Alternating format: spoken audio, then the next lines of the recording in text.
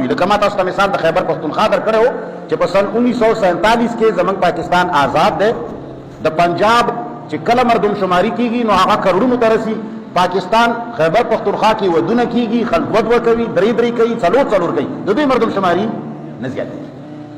دا هغه فرعوني سیاست دی چې یستضعف طائفة منهم، یوه ډله کمزوري کول غواړي. زمونږ پښتانه چې دا تاریخ او دا خلک لیکي دي پتان یو جف چې انګریزان هم د دوی پښتون دا پښتون موږ لیدلی دی. کله چې پښتون وایي یا پښتون له بېعزتي ورکوي نو د بل چا ضرورت نشته، خپل پښتانه خرڅېږي. د پښتنو د وهلو دپاره څوک خرڅېږي؟ پښتانه په کرایې ښه ډېر میلاوېږي. په هره اداره کې پښتانه د کرایې خلک که ورته ووایي چې یاره مثال العیاذ بالله دا کلی ورانول غواړم، یاره دا ورمړ خدا نه خواسته ورانول غواړم، یاره جي دا څمکنو خرابول غواړم، یاره مسریزي خرابول غواړم، دوی ته د روسیانو راوستلو ضرورت خپل خلک په کرایې میلاوېږي چې کلی به هم درته ورانوي. د خپل ترلور او د ترزوي او د مامازوي جاسوسي به هم دله کوي او بېعزتي به هم دله کوي. که ورته ودوي چې یاره دا کاڼه یو سکور له ور وغورځوه هم خپل سړی وړي وله ورغورځوي، که وله خراب مواد دې ورکړل چې دا د پول لاندې ورته کېږده هم خپل سړی کړي. نو دا فرعوني سیاست د وجې نه هغوی د دې بني اسرائیلو تعداد کمولو، څه شی کول؟ تعداد یې زیاتولو له نه ورکولو. او الله فرمایي چې دا خو د فرعون طریقه وه چې فرعون وی چې زه ډلې جوړومه، یوه ډله کمومه او دا به غلامه جوړوم.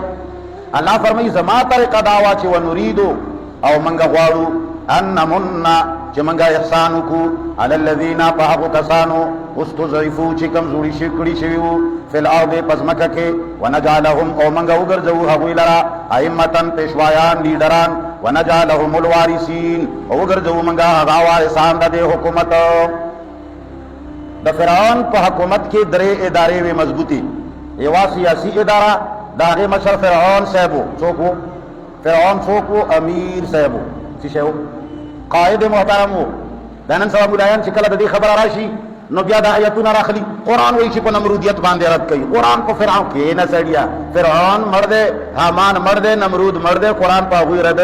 دا دومره کمزوری کتاب نه دی چې دا مړو پسې لګېدلی دی. دا په ژوندو رد کوي. نن فرعون هغه د مصر والا فرعون نه دی.